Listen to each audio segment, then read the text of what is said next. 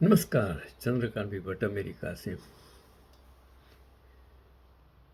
आज विज्ञान की आगे कुछ इतनी बढ़ गई है, सब कुछ पॉसिबल है, फिर भी हम अंधश्रद्धा में से मुक्त नहीं होते हैं। कितने आशाराम बापू जैसे पकड़े जाने पर भी प्रजा नहीं सुधरती, समाज नहीं सुधरता, क्योंकि उसके पीछे पुलिस और राजनेताओं का आशीर्वाद होता है।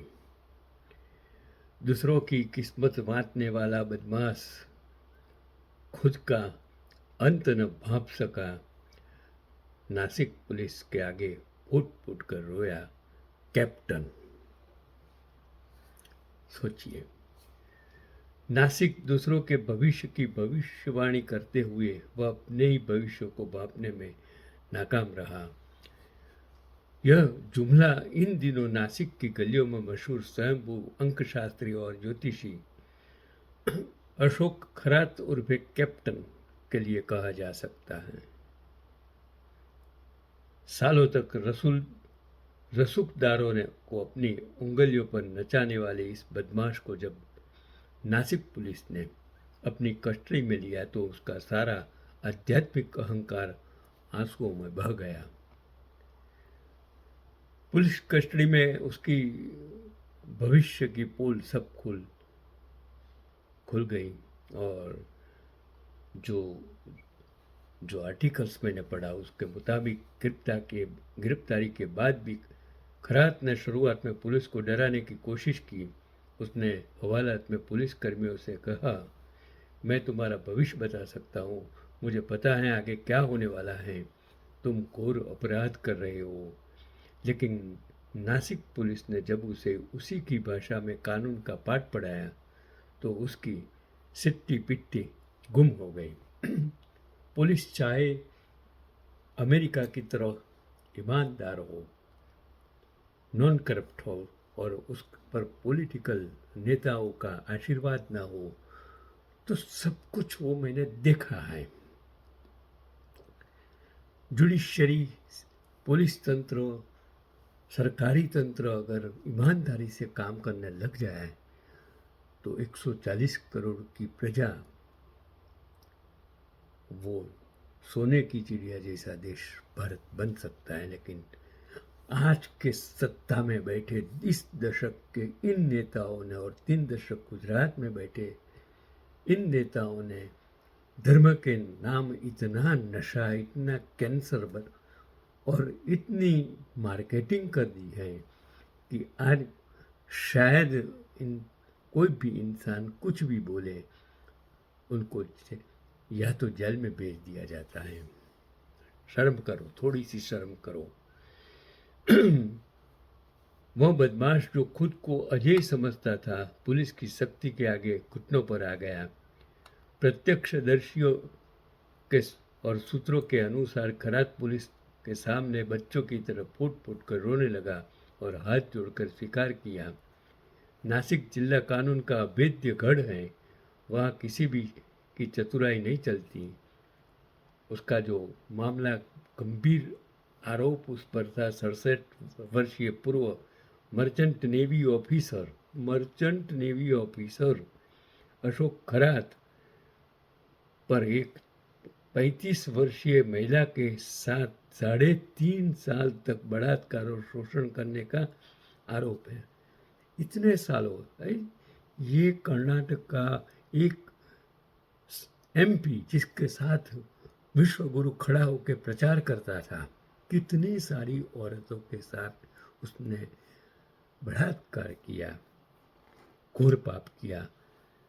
क्या ये देश कैसे, ये एपस्टीन फाइल कितने सारे लोगों, यौन छोटी छोटी बच्चियों को यौन शोषण करके उसका मांस खाना, उसका लहू पीना, उसका बलात्कार करना, ऐसे कितने सारे नर पिशाच इस दुनिया में हैं। जाने दो कि वह महिलाओं को अपने पति की जान का खतरा बताकर और नशीले पदार्थ खिलाकर वो अपना शिकार बनाता था।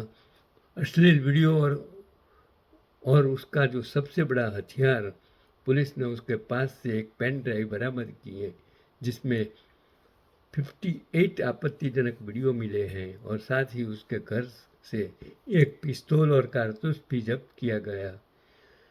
और सबसे बड़ी जो अगत्य की आज आपके साथ मेरा जो कहना है कि महाराष्ट्र राज्य महिला आयोग की अध्यक्ष को पूरे राज्य में महिलाओं के हक, सुरक्षा और न्याय के लिए लड़ने की जिम्मेदारी थी, लेकिन वो भोंदू और फ्रॉड बाबा के चक्कर में थी और सोशल मीडिया पर अचानक पुराने वीडियो और फोटो वायरल हो गए और एक वीडियो में वो रूपाली चाकणकर अशोक खरात के पैर धोती नजर आती हैं। पाद्य पूजा गुरु को पूर्ण श्रद्धा से नमन और दूसरे वीडियो में वे अपने उनके सामने खड़ी होकर गुणगान गाती है, छतरी थामे हंसती खिलखिलाती। और रूपाली चाणक्य ने सफाई दी कि ये वीडियो 5-6 साल पुराने हैं, मैं महिला हूँ इसलिए मुझे टारगेट किया जा रहा है। तो ये मेरी समझ में नहीं आता है कि जिसके हाथ में महिलाओं की सुरक्षा की जिम्मेदारी हो वो खुद इस चक्कर में कैसे आ जाते हैं, ये वो मेरी समझ में नहीं आता है।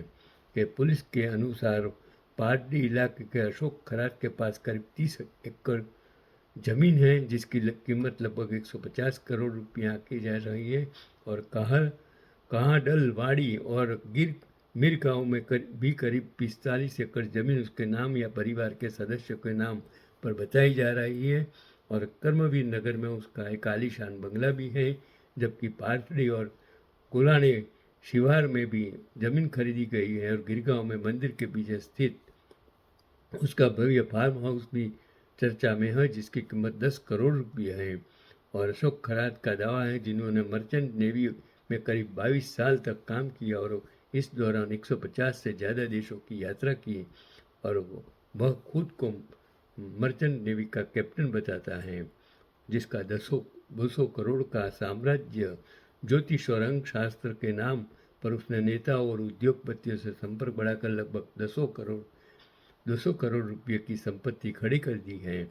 और महाराष्ट्र सरकार ने इस संवेदनशील मामले की जांच के लिए एक विशेष जांच दल SIT का गठन किया है और नासिक पुलिस की इस कार्रवाई ने शहर में यह संदेश साफ कर दिया है कि चाहे कोई कितना भी बड़ा बाबा या रसूल खा कौन हो, कानून के हाथ उसकी गर्दन तक पहुंच ही जाती है।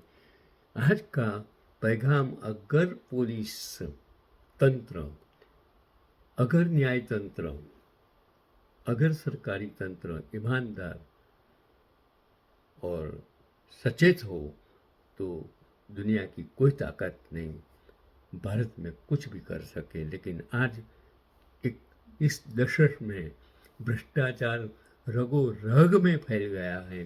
जब MP MLA खुद सत्ता में बैठे लोग खरीदते हो और बिकाऊ हो जाते हैं MP, तब देश कैसे बचेगा? यही आज का पैगाम।